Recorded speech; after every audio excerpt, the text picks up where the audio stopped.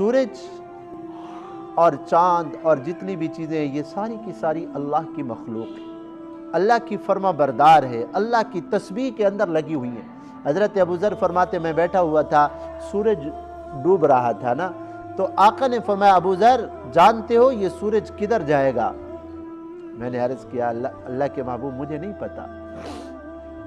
فرمایا کہ یہ سورج جا کے جب ڈوبتا ہے نا، جا کے اللہ کی بارگاہ کے اندر یہ سجدہ کرتا ہے اور اللہ سے اجازت مانگتا ہے، اللہ اگر اجازت ہو تو کل مشرق سے پھر طلوع ہو جاؤں، تو اللہ تعالیٰ روزانہ اس کو اجازت دیتے ہیں، ہاں چلو مشرق سے طلوع ہو جاؤ۔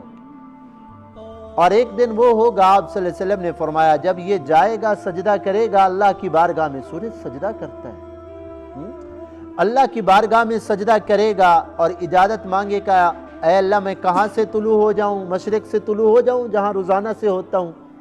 اللہ فرمائیں گے جیسے آیا ہے ایسے الٹے پاؤں پیچھے چلا جا، سورج پھر مغرب سے طلوع ہوگا، اس وقت توبہ کا دروازہ بند ہو جائے گا۔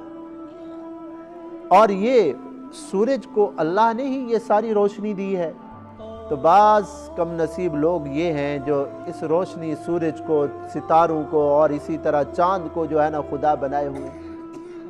سورج جب طلوع ہوتا ہے یا غروب ہوتا ہے، ایک حدیث پاک میں آتا ہے شیطان آ کے دو سینگ اس کے سامنے کر دیتا ہے، ایسے جیسے میرے ہاتھ دیکھ رہے ہیں نا، شیطان ایسے سینگ کر دیتا ہے، سینگ کرتا ہے تو سورج ان کے بیچ میں طلوع ہوتا ہے اور غروب ہوتا ہے۔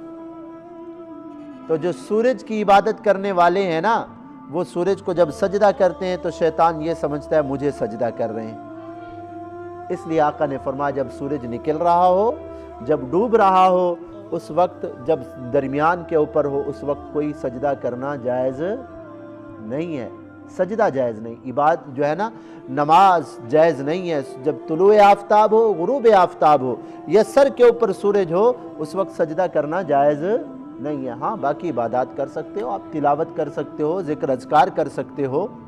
تو بہرحال